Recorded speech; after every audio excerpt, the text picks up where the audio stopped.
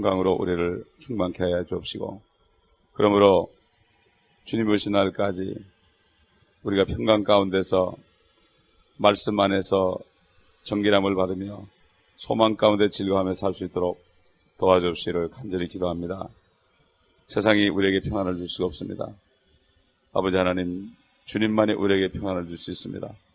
그 평안과 은혜를 우리가 사모하오니 이 시간에도 그 평강과 위로로서 은혜로서 우리를 채워주시고, 또 우리가 이 세상에 나가서 또 사람들을 만날 때 그들에게 이 평강과 은혜를 나눠줄 수 있도록 이 아침에도 우리를 품어주시고 축복하여 주옵소서. 주의 이름이 송축을 받으시옵소서. 성령께서 온전히 이 아침에 우리와 함께 하시고 말씀에 기름 부어 주옵소서. 하나님의 말씀을 깨닫는 은혜가 또한 있게 하여 주옵시고 순종하는 은혜가 있게 하여 주옵소서. 주 예수 그리스도의 이름으로 감사하며 기도합니다. 아멘. 네, 계속해서 창세기 35장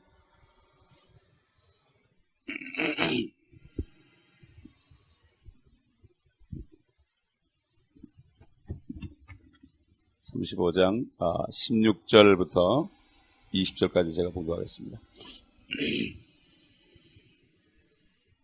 그들이 베델에서 이동하여 길을 가다가 에프라스에 조금 못 미쳐서 라헬이 산고로 진통을 당하는데 산고가 심하였으니 그녀가 산고를 겪고 있을 때 산파가 그녀에게 말하기를 두려워 말라. 네가 아들을 낳으리라 하더라. 그녀의 혼이 떠나려 할 때 이는 그녀가 죽었습니다. 그녀가 그 아이의 이름을 베논이라 불렀으나 그의 아비가 그를 베냐민이라 불렀더라. 라헬이 죽으니 베들레헴 곧 에프라스에 이르는 길에 장사하였으며 야곱이 그녀의 무덤에 한 기둥을 세웠으니 라헬의 무덤 기둥이 오늘도 있더라. 야곱은 라헬을 참 우리가 상상할 수 없을 정도로 사랑했죠. 라헬 때문에 14년을 그가 무료로 봉사를 했습니다. 참 한 여인을 위하여 14년을 머슴살이를 한다는 건 이건 엄청난 겁니다. 인생이 몇 년 되지도 않는데 14년 동안을 그 아내를 얻기 위해서 14년 동안을 참 머슴살이하는 그러한 수모를 다 겪는다는 것은 엄청난 얘기죠. 참 요즘에 그렇게 아내를 이렇게 사랑하는 사람이 있는지 모르겠어요. 그렇기 때문에 참 이 라헬이 죽을 때 그 야곱이 얼마나 슬퍼했겠습니까? 그 이삭은 어머니 사라가 죽었을 때 굉장히 슬퍼했습니다. 그래서 아내 리브가와 결혼할 때 가서야 이제 위로를 받았다 이렇게 돼 있습니다. 아마 그 당시에 여인들이 아름다웠고 또 여인들이 남편한테 절대 복종하고 아마 참 우리가 상상할 수 없는 그 아름다움이 있었던 것 같아요. 그러니까 참 세상에 전혀 물들지 않고 남편 하나밖에 모르고 사는 그러한 여인들이 죽었을 때 남편도 그렇고 자녀도 그렇고 굉장히 슬퍼했다는 것을 성경을 통해서 알 수가 있습니다. 그리고 우리가 이 성경을 보게 되면은 한때는 아브라함과 이삭과 야곱이 한 집에 살았습니다. 야곱이 15살 될 때까지 한 집에 살았습니다. 그렇기 때문에 대가족제로 한 집에 살고 참 징조 할머니의 사랑을 받은 자녀들이 또 그 아내를 얻을 때 그 참 할머니 참 징조 할머니 함께 이렇게 아내와 함께 살 때 얼마나 참 다복했겠습니까? 요즘에 참 이 대가족 제도가 없어져 버리고 그냥 20살만 되면 다 나가 살고 결혼하기 전에도 나가 살고 이런 때 참 삭막한 때 우리가 살고 있는데 참 우리가 상상할 수 없는 일입니다. 참 우리가 여기에서 하나 알 것은 18절에 보게 되면은 그녀의 혼이 떠나려 할 때 이렇게 놓고 이는 그녀가 죽었음이라. 이 얘기는 뭐죠? 사람이 육신이 심장이 멎어버리고 죽은 다음에 조금 있다가 혼이 떠난다 이런 얘기입니다. 죽은 다음에 혼이 떠난다. 또 다시 말해서 혼이 떠난 것은 바로 죽은 것이다. 육신이라는 것은 집이기 때문에 집이 헐어버리면 더 이상 있을 수가 없잖아요. 그렇기 때문에 이 혼이 주인인데 결국 집이 죽어버리니까 떠날 수밖에 없다 이런 얘기. 이걸 우리 보통 사람들이 죽었다 이렇게 하죠. 죽었다.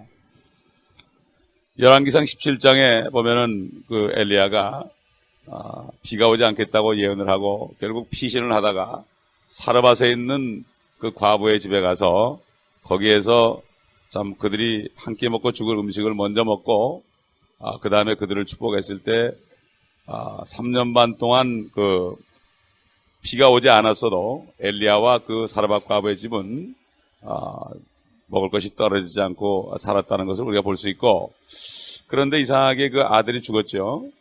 그 아들 하나밖에 없는 아들이 갑자기 죽었습니다. 그럴 때 엘리야가 하나님 왜 이렇게 내가 여기 묵고 있는데 나에게 은혜를 준 이 집의 아들이 왜 죽어야 됩니까? 이렇게 한 다음에 그 아이 위에 3번 자기 몸을 이렇게 눕히고 그 다음에 하나님께 기도하기를 이 아이의 혼이 다시 돌아와서 이 아이가 살 수 있도록 해달라고 그렇게 기도할 때 혼이 돌아오니까 살았다고 그랬습니다. 혼이 돌아오니까 살았다. 심지어 나사로는 죽은 지 나흘 돼가지고 썩었는데도 나사로야 하고 부르니까 혼이 그 몸에 들어가서 살아나왔습니다. 그러므로 우리 자신의 본체는 혼입니다. 예수님께서 겟세마네 동산에서 정말 고통 가운데 기도할 때 이렇게 표현했죠. 아버지 하나님께 기도하기를 내 혼이 슬퍼서 죽을지언이라 이렇게 기도했습니다. 우리가 슬픈 것은 혼이 슬픈 것입니다. 혼이 슬픈 것이에요. 혼이 슬픈 것은 이건 정말 말로 표현할 수 없는 거죠. 혼이 슬퍼한다. 자, 그렇기 때문에 우리는 이 혼이라는 존재가 우리 몸에 있는 바로 나라는 걸 알 수 있고, 누가복음 16장에도 부자와 그 거지 나사로에 대한 주님의 말씀을 하실 때도 그 둘이 다 죽어서 나사로는 아브라함의 품에 갔고 그 다음에 부자는 지옥에 갔다 이렇게 돼 있죠. 그런데 그 지옥에 간 부자가 아브라함에게 말하기를 나의 아버지 아브라함이요, 저 나사로로 하여금 물을 좀 가져다가 내 혀를 좀 적셔달라고, 내가 불꽃 가운데 고통을 받고 있습니다. 이렇게 얘기를 했습니다. 그럴 때 아브라함이 얘야, 너와 우리 사이에는 깊은 구렁이 있어서 갈 수도 없다. 이렇게 얘기했습니다. 그러니까 그러면 내가 다시 세상에 나가서 내 자녀들이 여기 오지 않도록 해달라고 이렇게 얘기했죠. 그 몸은 이미 무덤에서 썩은 다음입니다. 썩은 다음에 말도 하고 듣기도 하고 보기도 하고 혀도 있었고 뜨거움을 느끼는 감각도 있었습니다. 이걸 보게 되면은 우리 혼이라는 존재도 우리 육신처럼 다 지정의가 있다는 거, 알고 느끼고 또 내가 판단하는 그러한 것이 있다는 것을 알 수가 있습니다. 그렇기 때문에 우리 육신이라는 것은 우리 혼이 들어있는 몸이기 때문에 그렇기 때문에 결국 우리는 내 안에 혼이 기쁘고 또 슬프고 이렇게 되는 거죠. 이 우리 육신은 이미 영적으로는 죽었습니다. 영적으로는 죽었는데 우리 주님이 우리 안에 계십니다. 그러므로 사도 바울이 갈라디아 2장 19절 20절에 보면은 나는 이미 그리스도와 함께 십자가에 못 박혔나니 죽었다 이런 얘기죠. 이제 내가 사는 것은 내가 아니라 내 안에 그리스도가 사시는 것이라. 그러므로 내 안에 그리스도가 사시기 때문에 이제는 내 육신은 죽었기 때문에, 그렇기 때문에 그리스도가 고통을 받을 때 내가 고통스럽게 느끼는 겁니다. 그러므로 그리스도인들의 고통과 기쁨은 주님이 안에서 기쁠 때 나도 기뻐하고 주님이 안에서 고통받을 때 나도 고통을 받는 겁니다. 예수님께서 마지막 유언하시면서 요한복음 15장에 열매를 맺으라. 너희가 열매를 많이 맺으면 나의 아버지께서 영광을 받을 것이요. 이렇게 말씀했습니다. 그러면서 내가 너에게 이런 말을 이루는 것은 내 기쁨이 너희 안에 있어 너의 기쁨을 충만케 하려 함이라. 그러므로 우리 주님이 우리가 열매를 맺을 때 우리 안에서 기뻐하게 되고, 기뻐하게 될 때 우리도 기뻐하게 됩니다. 교회에 세 사람이 딱 인도에 나올 때 얼마나 기쁩니까? 한 사람이 딱 들어왔을 때 얼마나 마음이 기뻐요. 저는 설교하다가 모르는 사람이 싹 들어오면 그렇게 마음이 기쁠 수가 없어요. 내가 기뻐하는 게 아니죠. 주님이 기뻐하는 거죠. 그렇기 때문에 그 기쁨은 세상 어떤 것과도 바꿀 수 없는 기쁨입니다. 어떤 사람이 회개를 하고 죽게 들어올 때 얼마나 기쁩니까, 우리가? 멕시코 갔을 때 어떤 사람은 눈물로 막 그냥 주님을 영접할 때 얼마나 우리가 마음이 기쁩니까? 이거 우리가 기뻐하는 게 아니라 우리 주님이 기뻐하는 것입니다. 그렇기 때문에 우리 혼이 우리 육신 안에 있는 동안에, 다시 말해서 우리 육신의 장막이 죽기 전에 우리 안에 있는 혼이 주님과 함께 기뻐하고 우리 안에 있는 혼이 열매를 많이 맺을 때 우리는 축복된 삶을 살 수가 있고, 내 혼이 몸 안에 있는 동안에 주님과 함께 동행하면서 열매 맺은 만큼 영원한 그러한 기업을 우리가 누리게 되는 것이기 때문에 이 육신이 얼마나 귀한지 모릅니다. 육신이 죽으면 혼이 있을 수 없어요. 내가 여기 살 수 없단 말이에요. 그렇기 때문에 우리는 육신도 잘 아껴야 되고, 육신이 피곤할 때 쉬기도 해야 되고, 육신을 잘 우리가 보살펴줘야 됩니다. 왜 그렇습니까? 이 몸은 내 몸이 아니기 때문입니다. 우리 아시는 분은 아시지만은, 옛날에 저희 교회 다니는 분은 아니었지만은, 그 어떤 자매님이 아이를 낳고 얼마 안 돼가지고 유방암이 걸려서 키모세라피를 하다가 네 번째 하려고 그러는데 도저히 못하겠다고 의사한테 그러는데, 의사가 그래도 해야 된다고 그래서 네 번째인가 세 번째인가 키모세라피를 하다가 이분이 돌아버렸어요. 완전히 돌아버렸어요. 어떻게 우리 차 목사님을 통해서 연락이 와가지고 병원에 갔더니, 정신병원에 있는데 완전히 돌아버리더라고요. 완전히 돌아버렸어요. 그러면서 뭐라는 거, 그분이 전도사까지 한 분인데 뭐라고 그런가 하면은 다윗의 아들 예수야 막 그러고 그러더니 나중에 막 예수님을 욕을 하는 거야. 왜 내가 이렇게 됐냐고 말이야. 막 예수님을 욕을 하더라고요. 그래서 야, 저분이 어떻게 구원을 받았나 안 받았나 참 불쌍하더라고. 거기서 이제 영주권도 없고 보험도 없고 그러니까 집으로 또 왔어요. 집으로 왔는데 매일 밤 그냥 이 아파트에 돌아다니면서 소리를 막 질러버리는 거예요. 그래가지고 그 아파트의 그 매니저가 신고를 해가지고 또 병원에 또 왔어. 병원에 왔는데 보니까 얼굴 뚱뚱 붓고 난리가 났어요. 그래가지고 제가 어떻게 연락을 해가지고 무료로 해주는 그 정신병원을 또 입원시켰어요. 입원을 시켜가지고 매일 신방 갔어요. 매일 신방 가지고 기도해줬어요. 기도해줬는데 어느 날 이분이 아주 기쁨으로 회복이 돼버렸어요. 그게 바로 금요일 날이었어요. 금요일 날. 그래가지고 기쁨으로 왔어요. 말씀도 증가하고 기도도 해주고 그러고 왔는데, 토요일 날 아침에 갑자기 그 친구, 같이 신방 갔던 친구로부터 연락이 왔는데, 밤 한 새벽 3시쯤 돼가지고 이 사람이 화장실을 가가지고 침대 시트로 목을 매달아 죽었다는 거예요. 또 사탄이가 또 그냥 공격을 한 거예요. 기가 막히더라고요. 그래서 USC 병원에 이제 이머전시를 실려가는데 가보니까 눈은 멀뚱멀뚱 떠있는데 완전히 이건 알아보지도 못하고 뇌사 상태예요. 뇌사 상태.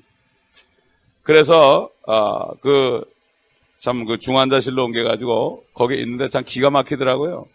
그러니까 우리 성도들이 몇 분이 같이 매일 거의 매일 신방 갔죠. 매일 가서 기도했는데, 제가 이 혼에 대한 말씀이 기억이 나서 엘리야가 사르밧 과부의 아들을 살린 게 기억이 나가지고 제가 이렇게 기도했습니다. 의사들은 이제 다 죽어서, 의사들은 죽었기 때문에 가망이 없다. 일주일 지난 다음이니까 이젠 살아도 식물인간이니까 차라리 가게 하는 게 어떻겠느냐. 그렇게 얘기했는데 남편과 제가 그들에게 한 사흘만 말미를 달라고 그래서 그들이 허락을 해줬습니다. 그래서 이제 기도를 했는데, 결국 기도가 이렇게 기도했어요. 주님, 어차피 사람이 한 번 죽는 건데, 여기 딸이 지금 1살짜리 딸이 있고 또 2딸이 있고 남편은 지금 앞뒤를 분간하지 못하고 저러고 있는데, 이 아내가 가면 어떻게 되겠습니까? 그리고 또 한 가지는, 이 양반이 자살하고 예수 그리스도를 욕을 하고 그랬는데, 이분이 물론 집사여 또 전도사 생활까지 했지만 이 사람이 구원을 받았는지 안 받았는지 구원을 좀 받게 해달라고, 그래서 혼이 좀 돌아오게 해달라고 간절히 기도했는데, 사흘 만에 어느 날 갔더니 이분이 발가락이 움직이기 시작하면서 막 기도할 때 서서히 회복돼가지고 그냥 그날 살아나 버렸어요. 그래가지고 이분이 일반 병동으로 옮겨가지고 다 회복이 됐습니다. 다 회복이 돼서 그냥 얼마나 기뻤는지 몰라요. 그리고 찬송가도 그냥 4, 5절까지는 거 다 외워 부르고 그렇게 했습니다. 그런데 거기 인턴이 너무 빨리 밥을 먹여가지고 또 죽어버렸어요. 또 죽어버렸어요. 또 가서 기도해 또 살아났어요. 예? 근데 너무 고통을 받아가지고 이분이 양로원 가가지고 한 몇 년을 살다가 결국 세상을 떠났습니다. 이 혼이라는 것이 우리 안에 있습니다. 그렇기 때문에 우리는 혼을 관리를 잘 해야 되고, 사도 베드로가 베드로전서 1장 22절에 얘기한 것처럼 우리가 진리에 순종함으로, 너희가 진리에 순종함으로 너희의 혼들을 정결케 하였느니라. 한번 반복하죠. 혼이 깨끗해야만 우리가 기쁩니다. 혼이 들어오면은 우리가 불안하죠. 그러면 진리에 순종할 때 혼이 깨끗해진다. 하나님의 말씀에 순종하는 삶을 살 때 깨끗해진다. 말씀만 떨어지면 순종하는 사람은 그때마다 혼이 깨끗해집니다. 그래서 에베소 5장인 것처럼 하나님의 교회는 마치 신부가 신부 단장하는 것처럼 말씀에 의한 물로 씻어 정결케 한다고 그랬습니다. 뭘 정결케 합니까? 혼을 정결케 하는 거죠. 혼이 우리의 모습이기 때문에. 주님 만날 때 깨끗한 혼 위에 죽지 않는 몸을 입고 주님을 만나기 때문에, 그렇기 때문에 우리가 이 땅에 사는 동안에 진리의 말씀을 순종하는 만큼 우리가 혼이 깨끗하고 순결하게 된다는 것이고, 주님이 보시기에 비둘기처럼, 우리 아가서에 있는 것처럼, 솔로몬의 노래에 있는 것처럼, 그럴 때 비둘기처럼 순결한 그러한 처녀로서 우리가 주님과 약혼한 자로서 이제 결혼식장에 주님이 공중에 오실 때 성령님에 의해서 우리가 이끌려서 참 외등마치를 울리면서 공중으로 우리가 신혼여행 결혼식을 한다. 그러니까 우리 결혼 장소는 공중에서 합니다. 뭐 어떤 분들은 스카이다이빙 하는 분들은 결혼할 때 보면은 스카이다이빙해서 내려오면서 결혼식 하는 사람도 있고요. 또 물을 좋아하는 사람들은 스쿠버 다이버 해가지고 밑에 내려가서 또 물에서 결혼식 하는 사람도 있고 그래요. 근데 우리는 저기 대기권을 벗어나가지고 주님이 거기 오실 때 거기에 올라가서 세마포 있고 우리가 올라가서 거기서 우리가 단체로 결혼식을 하게 되어 있습니다. 그러므로 우리가 이 땅에 사는 동안에 혼을 관리를 잘하고, 그럴 때 우리가 삶이 좀 어렵고 힘들지라도 내 혼이 평안하면 이것이 바로 진정한 평안일 것입니다. 오늘도 우리가 기도하실 때 주님, 이제 우리가 진리의 말씀에 순종하기를 원합니다.